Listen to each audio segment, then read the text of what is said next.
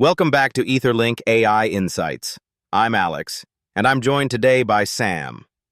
We're diving into one of the most transformative shifts happening in enterprise AI right now, the rise of AI agents and super agents.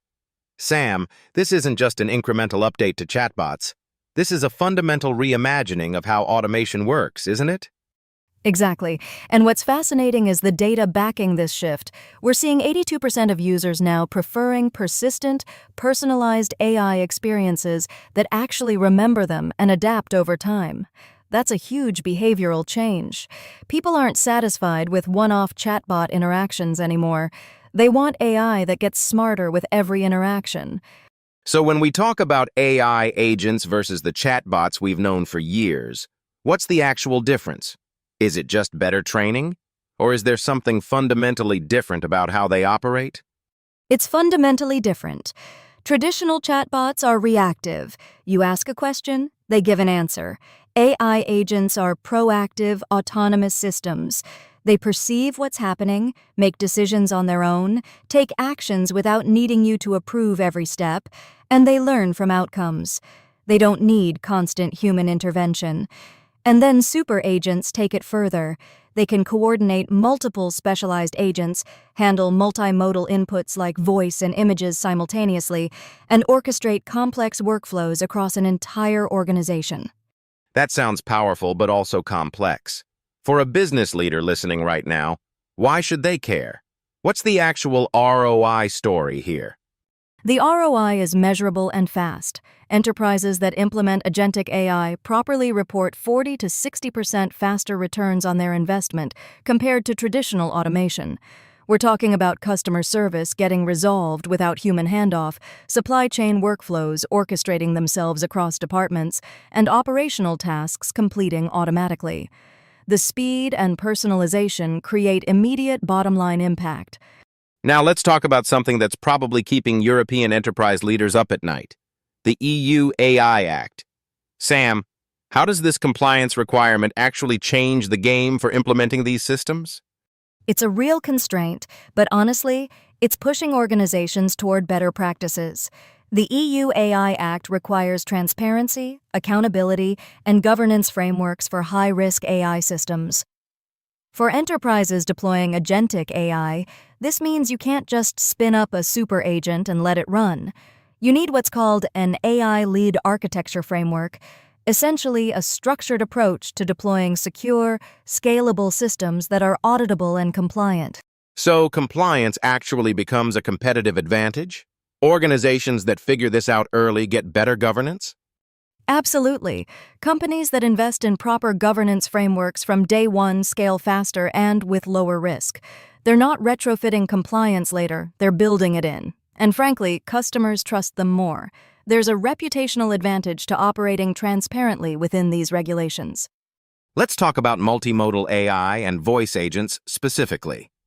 The market data shows voice and vision integration is the second biggest trend for 2026.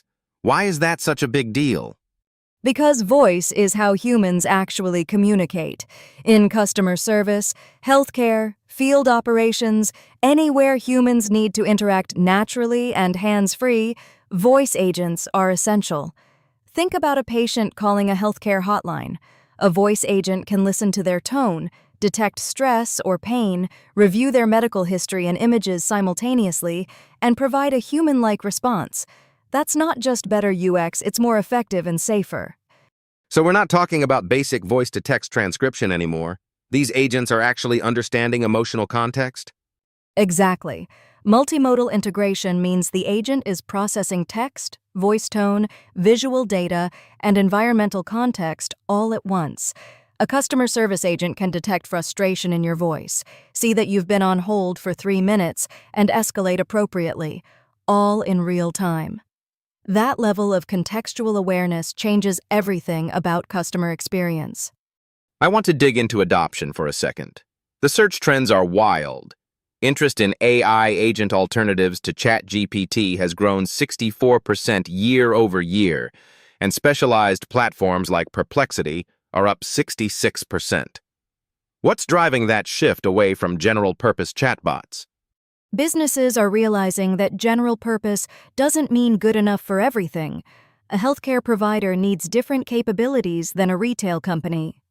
Specialized AI agent platforms can be fine-tuned for specific industries, integrated with existing systems, and optimized for particular workflows.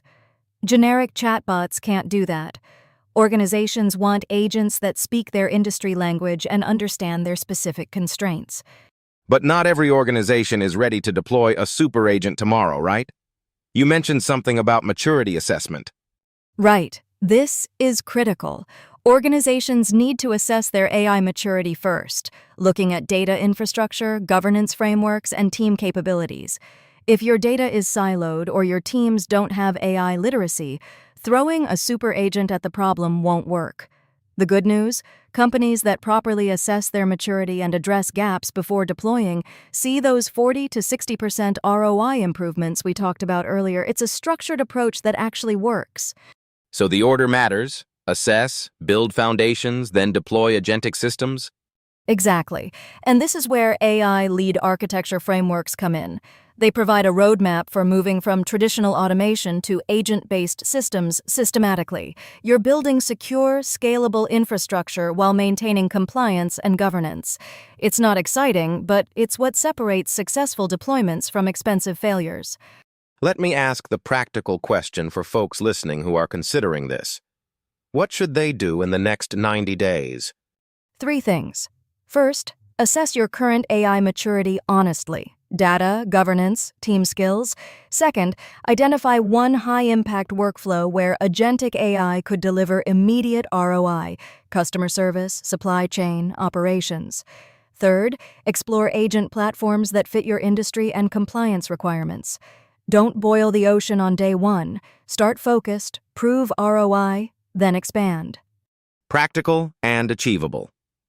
Sam, as we wrap up, what's the big picture takeaway here for enterprise leaders trying to stay ahead of this curve? The age of passive AI is over.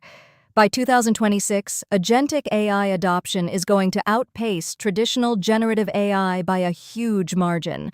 Organizations that treat this as a compliance checkbox or a nice-to-have are going to fall behind. The ones that invest now in governance, maturity building, and strategic agent deployment will have massive competitive advantages in automation, personalization, and efficiency.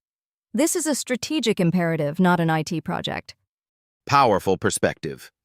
Listeners, if you want to dive deeper into AI super agents, multimodal voice integration, and how to implement these systems compliantly, head over to etherlink.ai and find the full article. We've covered a lot today, but there's so much more detail and framework guidance there.